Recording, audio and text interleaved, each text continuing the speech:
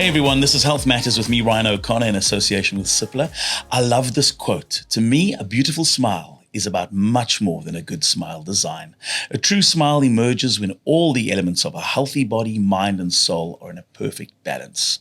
I wish those were my words, but like I said, they're not mine. They're our guests today. Dr. Duan, how are you, Doc? I'm very well, thank you, Ryan, and the team of Cipla for hosting us. It's a privilege to meet you.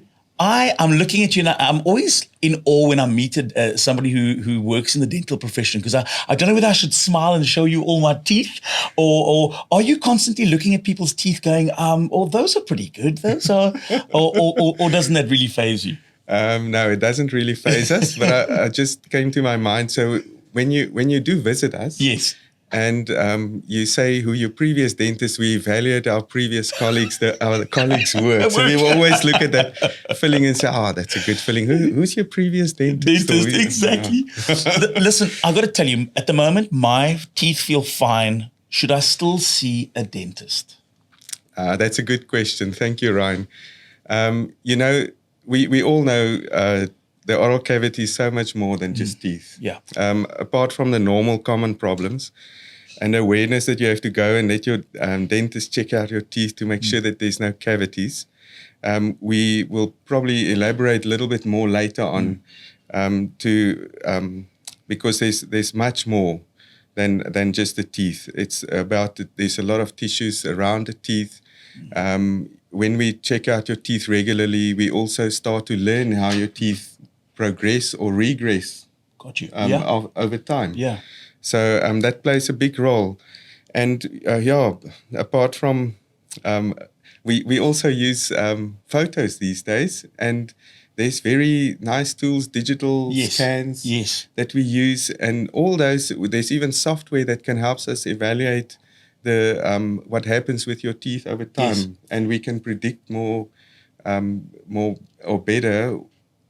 Yeah, absolutely. And you know what? I love that. I love what you're saying now, because a lot of dentists, if I think about this, and I'm going to get back to some other important issues, obviously, but I want to talk about this very quickly. And I love this about what you guys do, is that you've embraced technology. And dentistry, I find, can go and still be very old-fashioned. And by that, I mean, there's still a lot of dentists that practice dentistry as it was 10 years ago, hell, even 5 years ago. Dentistry's changed one heck of a lot.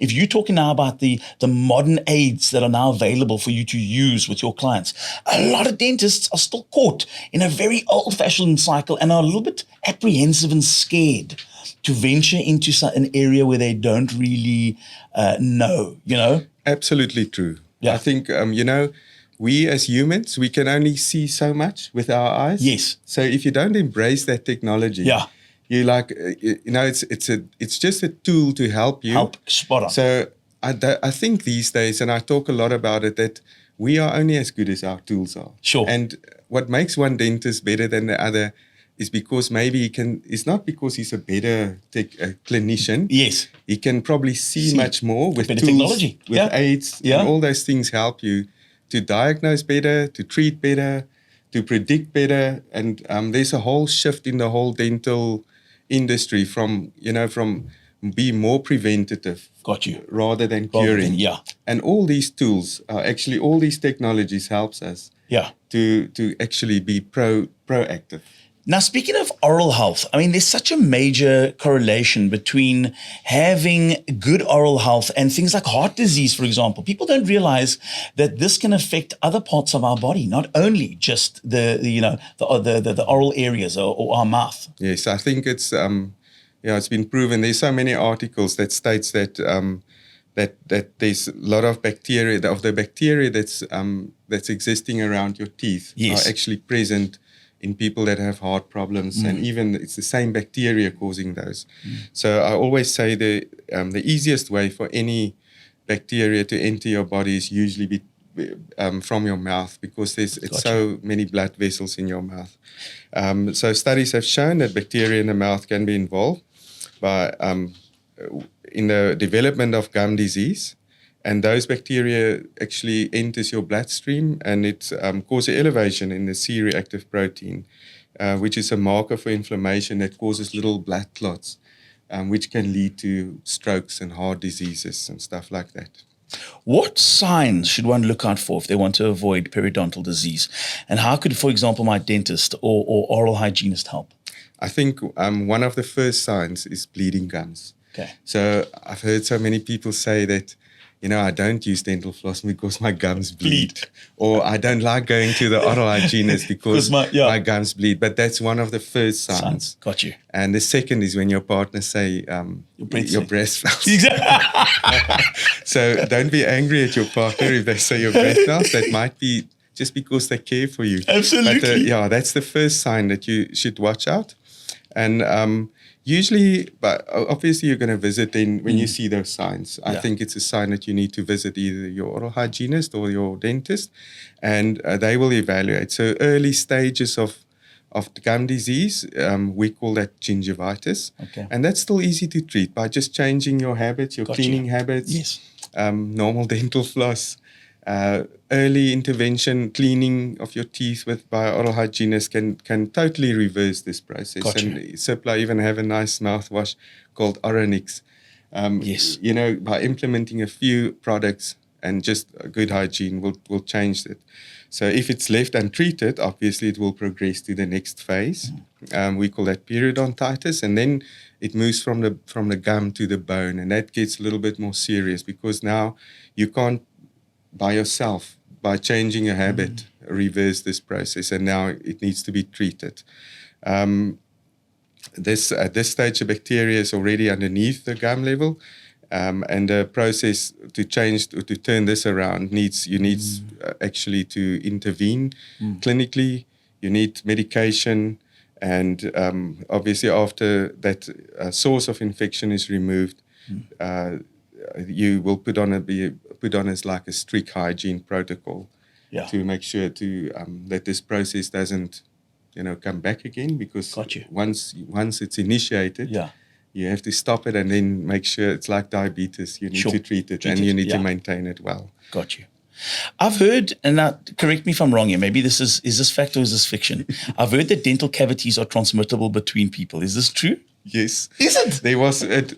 It was speculation. Yeah. But there's now studies that came out that prove that the dental cavities is transmittable, but luckily not by having a conversation like this. Yeah, we've got to be kissing one another. Intimate, So watch out who you kiss. Yeah, exactly. So where this comes in, I don't think you'll get a cavity by kissing someone once or twice. So for those people that start rinsing with strong antibacterials now when they get this message, I think it becomes important when you're part of a family. Sure. Yeah. And just to have respect for your partner. It's therefore important that all members of the family look well after their teeth. Yeah.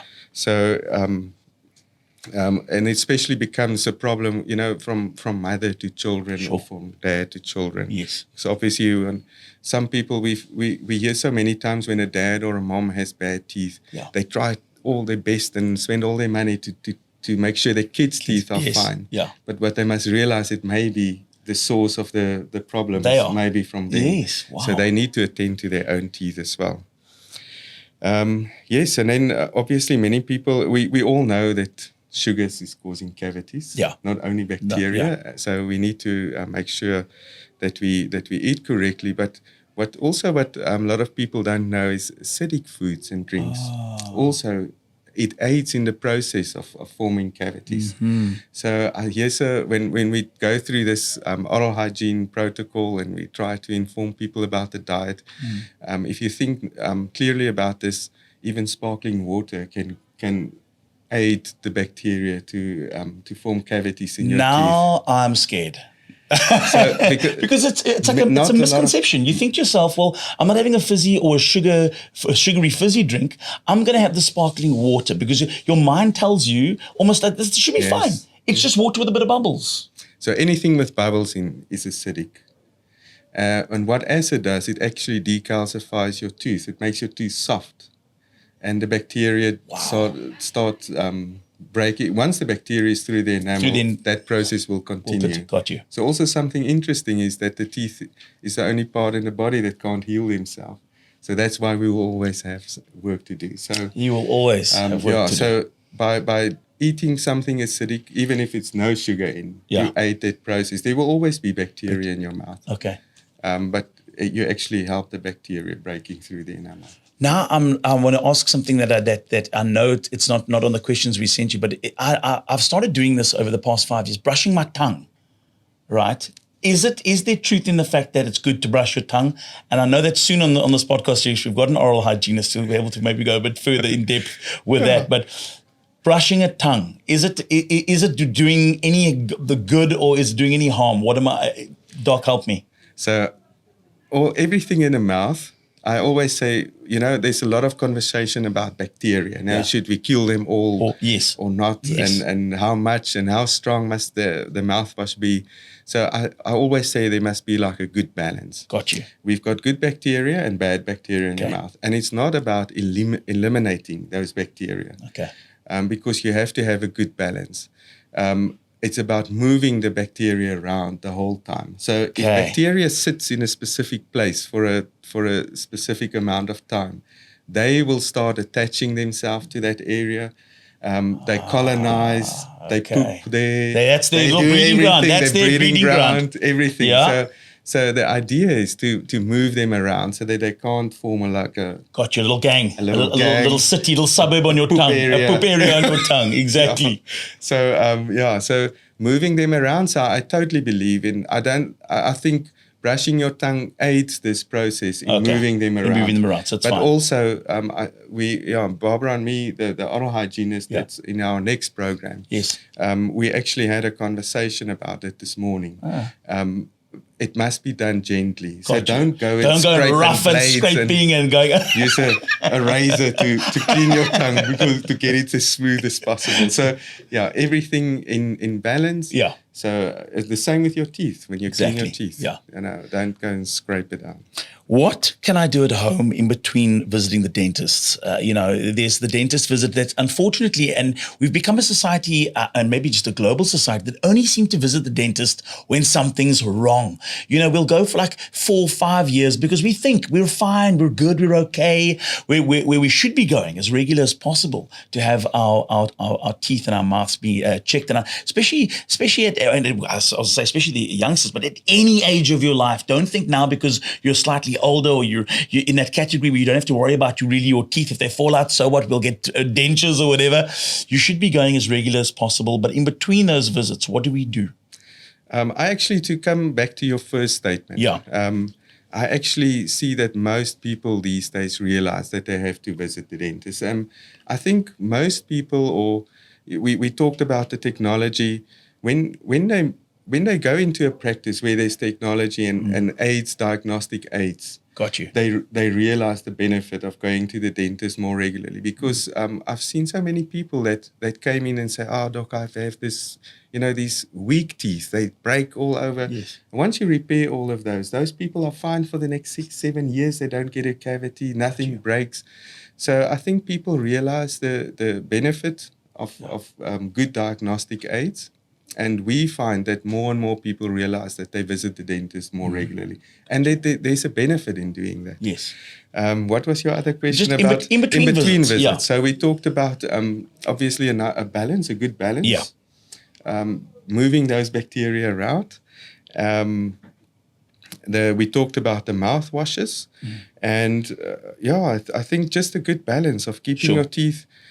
Check what you eat and drink. I think that is probably the most important. Yes. And then we need to realize that even if you do everything correct, you need a little bit of help. We've got special tools. Yes. The oral hygienist got special tools Yes. to help you clean in those difficult to reach areas. And sometimes, even if you do everything right, like if there's tartar building up on your teeth, yes, we've got tools that's non-abrasive, that we can use that doesn't damage your teeth. Got you. Doc, it was so lekker spending some time with you on this podcast. Thanks so much for enlightening me, and certainly on aspects of dental health that I had no idea about. You take for granted, you think you know everything, you think you know what causes cavities or what causes damage in the mouth, and you just learn a little more all the time. And that is what these podcasts are about. So a huge thanks for joining us today. Thank you, Ryan, very much. And yeah, thank you for the team of Cipla. Absolute pleasure. Health Matters in conjunction with Cipla. I'm Ryan O'Connor. Like, subscribe, and we'll be back with more soon.